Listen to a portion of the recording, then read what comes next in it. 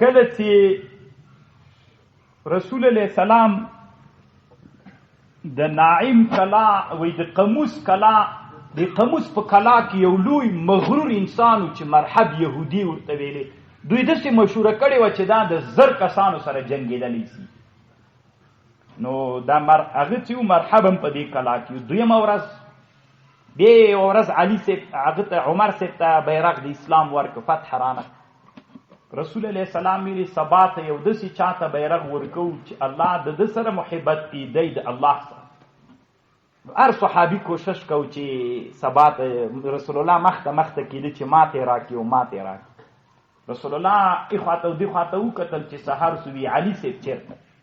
علي صاحب طالبانو سترګو رمد مرض نیول دا سترګو کې یو څه مواد سپین څه پیدا کېږي دې ته رمد وي موږ چوخړې ورته وایو دا پکې پیدا ولې نو علي صاحب یې راوغوښت چې راویې غوښت رسول الله د ده سترګو کې لاړې ورتو کړلې او دمې نو د اسلام بیرغ یې ورکوي نن جنګ ته لاړ نو طالبانو نو مرحب جنګ ته راکته سو د قموس کلا د بیخته طالبانو دلته راکته سو هم چې راکته سو نو مرحب چې څنګه د جنگ میدان ته راووته ابتدایي مبارزه وله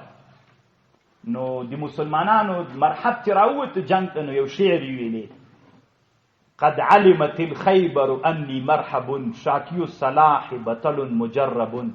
وی خیبر خبر ده چې زه مرحب یم شاکی الصلاح وسله مې په وګود بطل مجرب یو ځوان زړور تجربه کار یم د مسلمانانو له طرف نه طالبانو یو سړی وروت عامر ابن الاکوع چې بخاري کې حدیث راځي هغه ورته ویلې قد علمت الخیبر انی عامر شاکی الصلاح بطل مغامر صرف مغامر تکي سره زیات په طالبانو نو دوی دواړو چې جنگ سره اوس دومره تیز وار عامر په مرحب باندې وکړ چې هغه ونه لګېد بیرته د خپله توره کنټرول نه کړه سره خپله پښه یې ووهله نو دی طالبانو زخمي سو د جنگ د میدان نه یې راوویست علي رضی الله عنه خپله ورمخته سو نو علي رضی الله عنه بیا هغه دا شعر ویلې قد علمت الخیبر انی مرحب شاکی الصلاح بطل مجرب نو علي سے بیرته مقابل کې شعر ورته ویلې أنا الذي سمتني أمي حيدرة كليث الغابات كريه المنظرة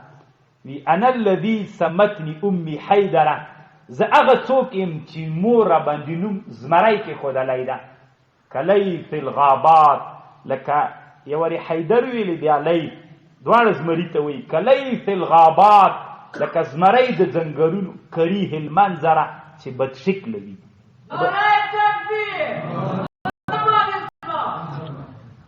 نو طالبانو کله چې دی مخ ته ورغی نو د دواړو په مابین کې وارونه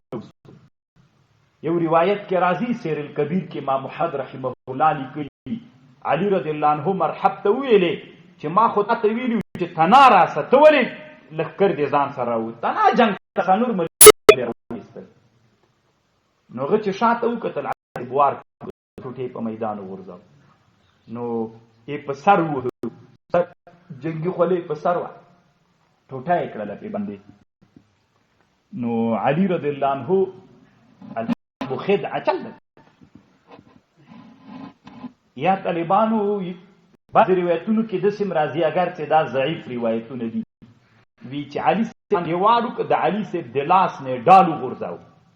ډال چې وغورځېد دلته یوه دروازه پرته وله ډېره غټه وله نو دا علي صاحب په لاس کې راواخیستل او طالبانو ډال یې وګرځوله داسې ده ته ډال کوله تر دې چې دی مردار صحابه وی مونږ اووه کسانو دا دروازه بیا پس له جنګه جګوله نه سو مو جګوله دومره درنده وله طالبانو شهید عبدالله عظام رحمه الله افغانستان د جهاد کرامتونو په اړه چې کوم کتاب جوړ کړی یو بحث د شیخ الاسلام ابن تیمیه نه دې باندې نقل کړی چې کله یو سړی د حق طرفدار وي هغه ته الله دومره زور ورکوي طالبانو چې دا زور یې بل وخت کې هغه مره شی جګوي